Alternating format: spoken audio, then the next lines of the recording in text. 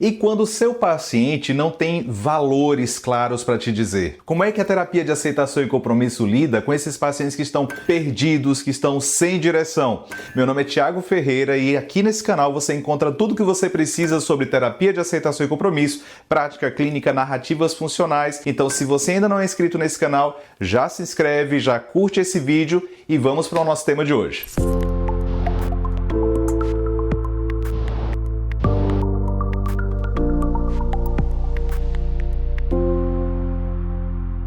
Vamos lá então, e quando o paciente não consegue te dizer quais são os valores e quando você está lidando exatamente com o paciente que diz assim, eu tô perdido, eu não sei o que fazer e é por isso que eu tenho procurado terapia. Deixa eu começar falando contigo o seguinte, esse não é um fenômeno que acontece só na sua clínica, pelo contrário, isso tem se tornado cada vez mais comum. Eu me lembro que anos atrás eu estava com a cabeça cheia assim, pensando em alguns pacientes que tinham exatamente esse perfil. Eu perguntava assim, o que foi que te trouxe aqui para terapia? Eu não sei, e é exatamente esse o problema. Eu não sei qual rumo seguir, eu não sei se eu continuo nesse curso universitário que eu tô, eu não sei se eu continuo nesse trabalho, se eu continuo nesse relacionamento, eu não sei o que é que eu quero para minha vida e tô procurando terapia buscando exatamente uma direção. Só que eu, como terapeuta ACT, tenho muito claro na minha cabeça que todas as intervenções que a gente faz são intervenções para ajudar o sujeito a viver uma vida significativa, uma vida segundo seus valores. Então, o que acontece quando você está lidando com pacientes que não conseguem te dizer o que é importante para eles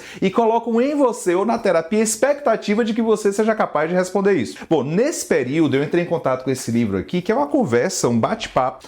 O nome dele é O Homem Sem Gravidade. É um bate-papo entre dois psicanalistas, o Charles Melman e o Jean-Pierre Lebrun. Eu vou colocar a fotozinha dele aqui para você.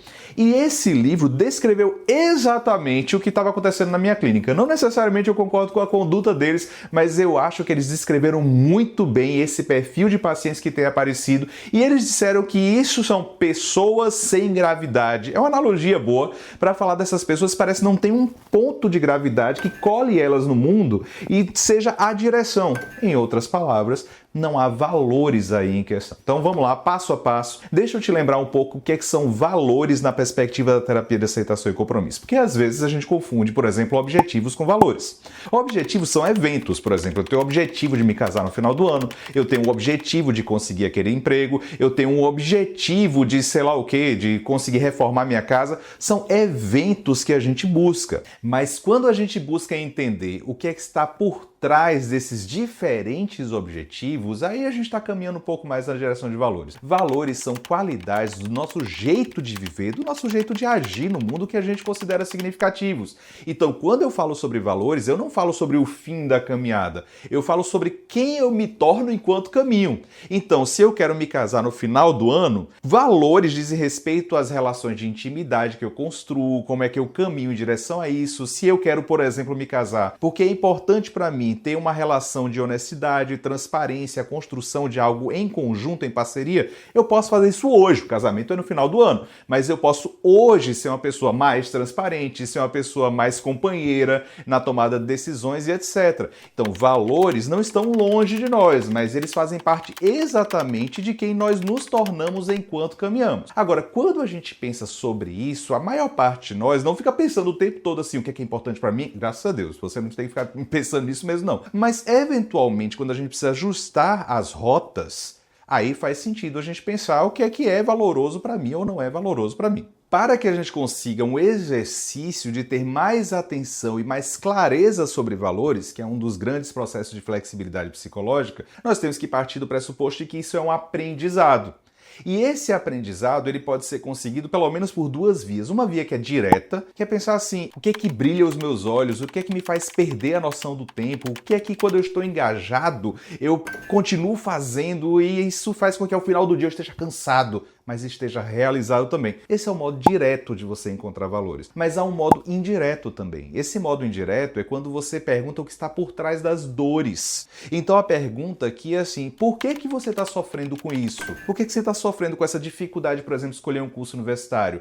Por que você está sofrendo com a dificuldade de saber se você continua ou não nesse relacionamento? E aí a pessoa pode dizer, não, porque eu quero ajudar na minha casa. Eu não quero ser uma pessoa que está na minha casa só, assim, pegando o que as pessoas me dão e não ajudo em nada. Opa! Então quer dizer que essa dor de não saber qual é o curso universitário ela aponta para algo que é importante para mim, que é participar ajudando em casa. Ou então, quando se fala desse relacionamento, o fato de que eu quero me posicionar para dizer para o outro se eu vou ou não continuar, fala do respeito que eu tenho, por exemplo, em ter relações que sejam honestas, sinceras e abertas. É um outro valor também. A terapia ela precisa fazer esse movimento. Um movimento de mostrar que as dores elas acontecem onde nós nos importamos. Veja, se uma pessoa estranha no meio da rua diz assim, você é uma pessoa burra, isso tem um impacto. Se uma pessoa que é muito importante para você fala a mesma coisa, tem um outro impacto. Porque onde nós nos importamos, também há dor. Então a intensidade da dor frequentemente é uma porta, ou pelo menos uma janela aberta, para que na terapia a gente acabe percebendo o que é importante para o outro. Quando nós estamos lidando com esses pacientes que não conseguem dizer o que é valoroso e etc., primeiro ponto nosso é entender isso, que valores dizem respeito a um jeito de viver que me importa. E eu posso acessar isso no mínimo de duas maneiras. Uma maneira direta, vendo aquilo que eu me engajo mesmo,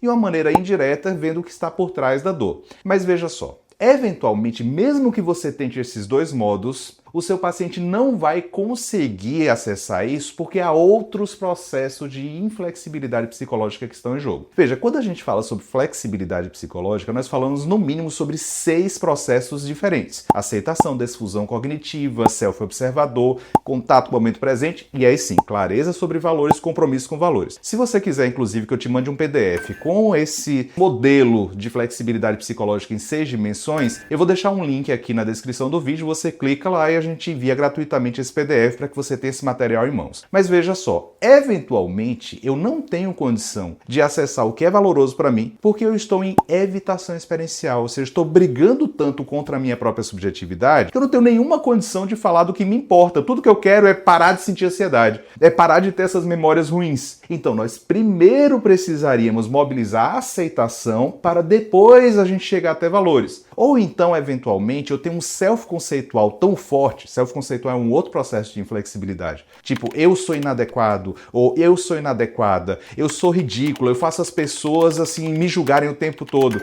E esse self-conceitual, ele me deixa tão rígido que eu não consigo pensar assim, e qual o rumo que eu quero seguir com a minha vida? Tudo que eu gostaria era pensar diferente sobre mim, era estar enganada sobre mim mesmo. Então, isso quer dizer que na sua jornada para mobilizar clareza sobre valores com o seu paciente, importa que você entenda que ele não é um processo desvinculado dos outros. Existem 6 processos de flexibilidade psicológica. Eventualmente você precisa ir para um ou outro antes de chegar até valores. A próxima coisa, então, que eu quero te dizer é que quando se trata sobre valores, a gente precisa olhar o que é estável ao longo da vida do seu paciente. É aí que narrativas funcionais importam tanto. Porque narrativas funcionais são a nossa estratégia para ajudar o paciente a se relacionar com a própria subjetividade, inserindo ela numa historicidade. Deixa eu te dar um exemplo. O seu paciente está brigando tanto com o self-conceitual de eu sou inadequada, que ela sequer consegue entrar em contato com valores. Nas narrativas funcionais,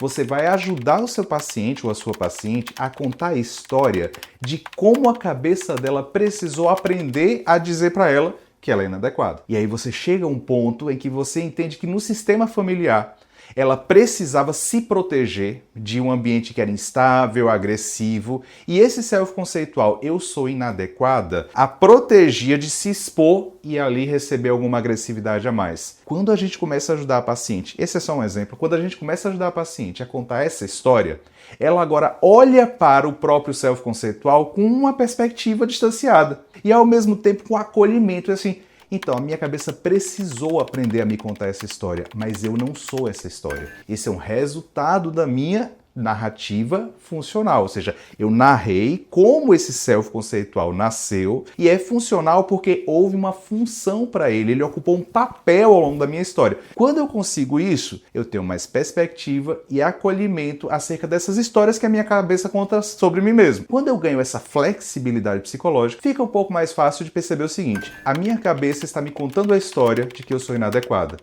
mas eu posso deixar essa história aqui e dirigir a minha atenção para o que é valoroso na minha vida. Deixa eu pensar o que é que eu gostaria de fazer, mesmo na presença dessa história. A minha cabeça está me contando isso, mas eu quero caminhar para fazer alguma coisa que me importa. Veja, a narrativa funcional, então, ela mostra que valores dependem de uma atenção à história do seu paciente, Valores também são encontrados na estabilidade, assim, há muito tempo que isso já mobiliza ou não o seu paciente. E isso faz com que a gente possa lidar mesmo com pacientes que aparentemente não têm valores para te dizer, como sendo pacientes que podem mobilizar a flexibilidade psicológica.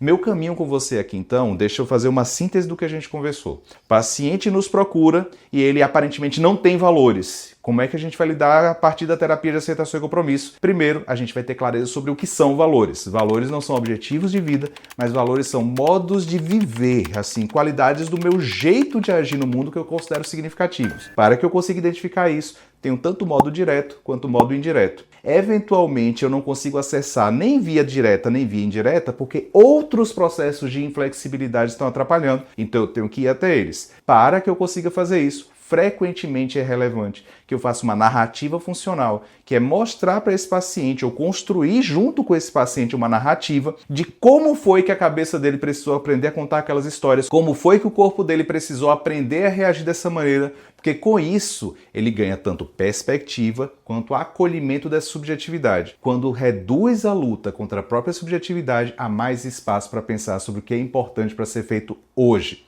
Uma última coisa só para a gente terminar esse vídeo. Regule a sua expectativa em relação aos seus pacientes. Se esse é um paciente que durante muito tempo ele não se engajou em pensar sobre o que é valoroso para ele ou não, então eventualmente falar sobre valores pode ser falado o que é importante hoje. Uma coisa simples e pequena, e gradativamente ampliando a consciência sobre quais são os valores que podem guiar a vida dele. Eu espero que esse vídeo tenha sido útil para você. Se ficou alguma dúvida, coloca aqui nos comentários. Se você quiser que eu te mande o PDF, tem um linkzinho aqui na descrição do vídeo. Então espalhe esse conhecimento, compartilhe esse vídeo com colegas que podem se beneficiar dele e a gente já se vê no próximo vídeo.